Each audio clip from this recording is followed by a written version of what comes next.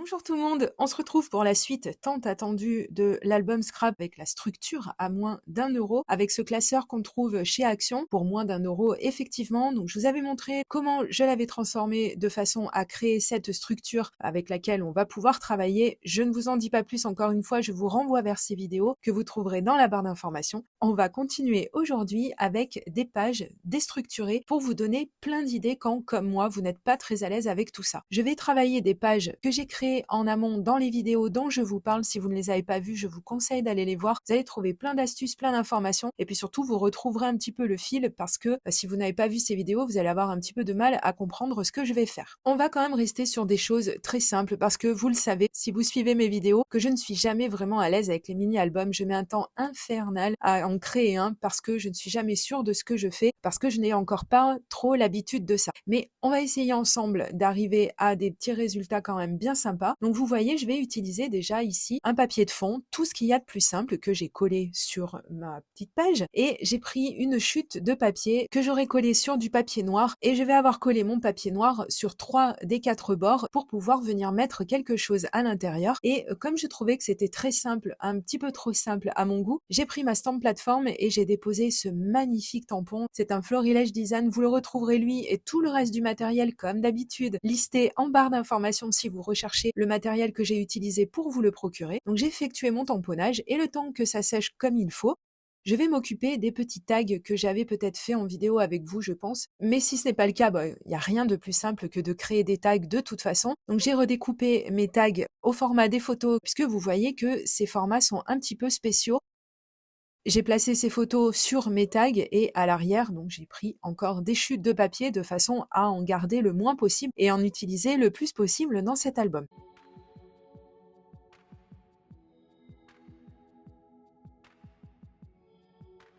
On peut venir créer des petites pochettes comme ça, bien sympathiques. Je laisserai pas forcément les deux tags ensemble et vous verrez un petit peu plus loin dans la vidéo.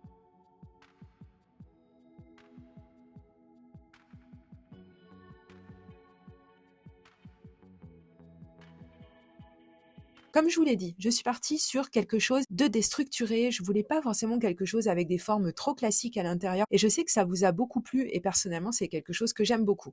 Alors, on va continuer dans ce sens-là. J'ai pris une chute de papier blanc, j'ai fait des petits trous pour être sûr que ça rentre correctement dans mon classeur, puisque oui, c'est une structure en forme de classeur. J'ai disposé des aimants. Donc, vous m'avez vu faire, il n'y a rien de bien compliqué.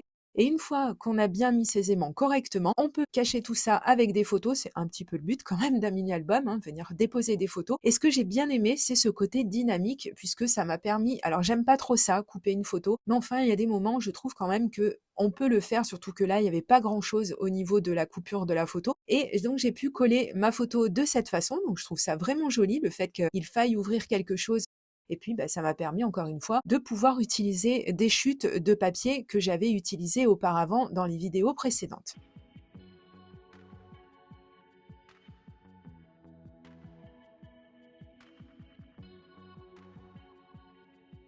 Et puis, il m'a suffi de revenir faire mes petits trous, puisqu'ils avaient été bouchés avec la chute de papier que j'avais mise dessus.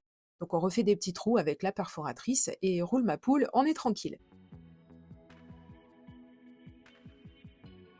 On va passer à autre chose. Cette fois-ci, pareil, on va partir sur quelque chose de très simple. Je voulais absolument avoir quelque chose de léger dans cet album et j'avais très envie de rajouter du calque. Mais c'est un petit peu compliqué. Si j'avais fait les trous directement dans le papier calque, je pense que à force de manipuler l'album, ça allait le fragiliser. Alors j'ai décidé de faire de la récup et de faire un petit quelque chose qui va tenir notre calque. Donc j'ai pris une chute de papier, j'ai utilisé une perforatrice bordure et ces deux parties, puisque j'ai fait exactement la même chose de l'autre côté, en face des premières perforations que j'avais effectuées, j'ai fait exactement les mêmes.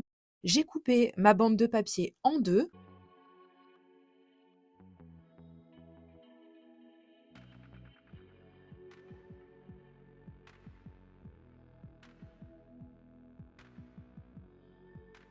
Et ensuite, je vais retailler mon papier calque. Alors, je vais prendre quelques mesures puisqu'il y avait des petits endroits en haut et en bas au niveau de mes deux bandes de papier, les papiers que j'ai perforés. Il y avait des endroits où il y avait un demi-centimètre qu'il y avait en trop, donc pour que je retombe sur quelque chose d'un petit peu plus net. Et ensuite, je vais sortir mon stylo colle nouveau. J'ai mis de la colle aux endroits les plus fins.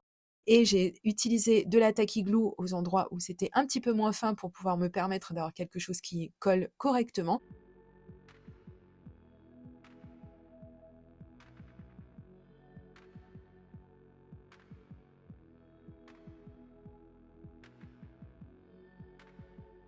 J'ai mis ma première bande de papier et comme j'ai découpé exactement la même chose avec mon autre bande de papier blanc, je vais pouvoir venir la coller pour cacher justement le fait qu'on a mis de la colle et comme ça, ni vu ni connu, on est tranquille. Et ensuite, pour pouvoir faire entrer cette page dans mon album, il fallait là aussi que je refasse les 2 petits trous pour pouvoir permettre à cette page d'être insérée dans mon album.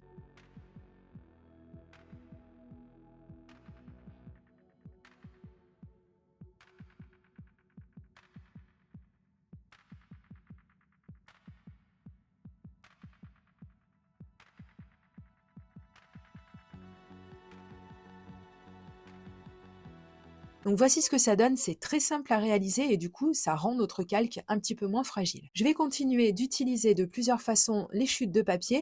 Donc j'ai utilisé, par contre vous avez vu, hein, c'est très rare que je pense à l'utiliser, ma petite raclette en silicone, ça c'est vraiment super. Je vous conseille de l'avoir si vous aimez vous aussi vraiment étaler votre colle de manière très uniforme, c'est très intéressant à utiliser. J'ai repris un des 2 tags que vous m'aviez vu utiliser juste avant et j'avais décidé de l'isoler, de lui faire vraiment une partie pour lui-même, tant qu'à faire. Et comme ça m'a permis, comme je vous l'ai dit, d'utiliser d'autres chutes de papier. Donc comme ça, on a fait encore quelque chose qui va venir réceptionner notre tag et on va s'occuper de l'autre côté de la page.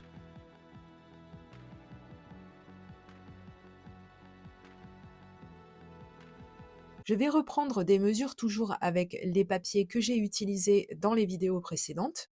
Je vais redécouper ça avec ma grande guillotine et je vais reprendre encore quelques mesures pour pouvoir avoir de nouveau un papier que je vais rainurer et replier sur lui-même pour avoir une sorte de carnet. Enfin, je ne sais pas exactement comment ça s'appelle, mais vous allez voir, vous allez tout de suite comprendre.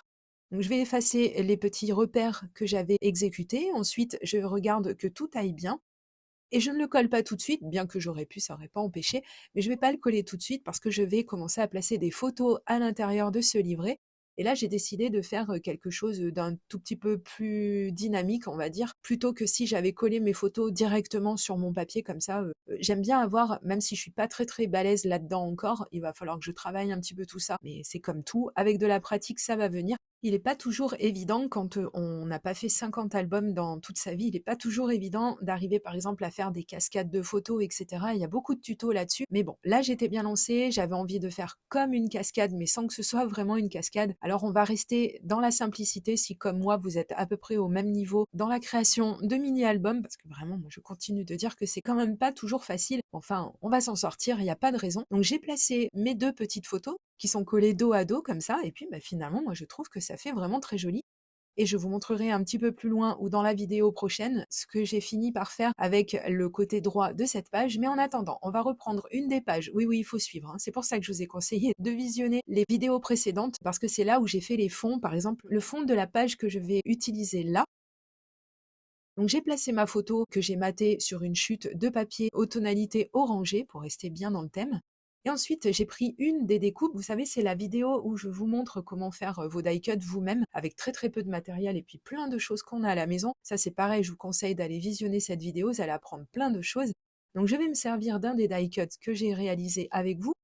Je vais mettre d'un côté de la mousse en relief et de l'autre côté, je vais le coller directement sur ma photo. Comme ça va me permettre encore une fois d'avoir quelque chose d'un petit peu en relief et d'un petit peu dynamique. Et c'est tout ce que j'aime. Ici, différemment du Project Life, je peux le faire puisque on peut, avec la structure qu'on a créée, on peut avoir un petit peu de relief. Alors donc, on va pas s'en priver et on va s'en donner à cœur joie.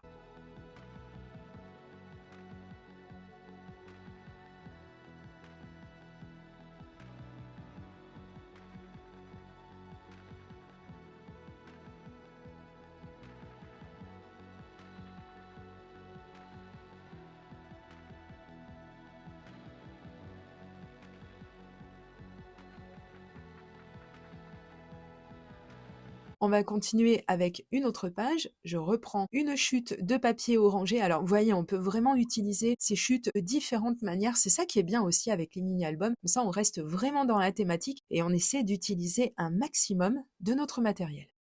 Donc, je vais coller ma photo sur la chute de papier que je viens de découper. Je vais reprendre une chute un petit peu plus grande de papier qu'il me restait. Je vais coller directement cette chute sur ma page et je vais reprendre d'autres chutes de papier que je vais mater sur du papier noir pour bien les faire ressortir. Et je vais placer une fois de plus de l'adhésif double face sur les 3 côtés. Alors c'est vrai que cet adhésif double face, j'en ai plein la bouche quand j'en parle, mais j'aime vraiment beaucoup parce qu'il est très pratique. On peut les découper à la main, donc rien que ça déjà, c'est quand même pas mal de temps de gagner. Et puis c'est quelque chose qui tient bien et qui est adapté pour le scrapbooking, donc tout va bien.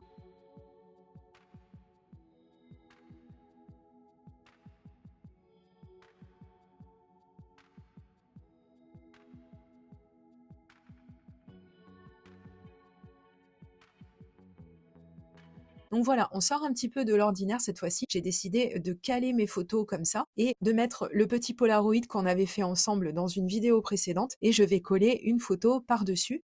Comme ça, on aura une sorte de cascade entre guillemets, enfin un effet un petit peu de cascade pour l'œil comme ça. Et je trouve ça génial. Les petites pochettes interactives comme ça, j'adore, j'adore.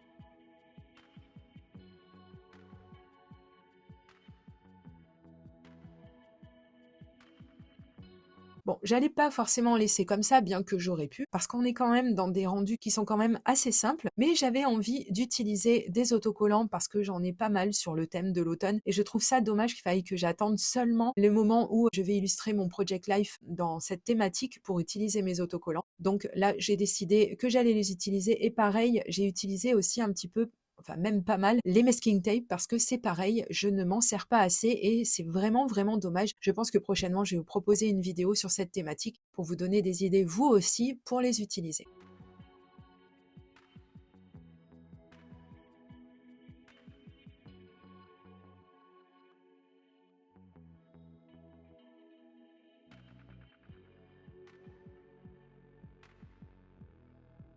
On n'a toujours pas terminé avec cet album, donc je vous invite à vous abonner si c'est pas encore fait afin de ne pas rater les prochaines vidéos dans lesquelles il y aura certainement la suite et la fin de cet album. Merci pour le petit pouce en l'air et si vous partagez cette vidéo sur vos réseaux sociaux et je vous dis à très très bientôt pour de prochaines vidéos création. Gros bisous, bye bye.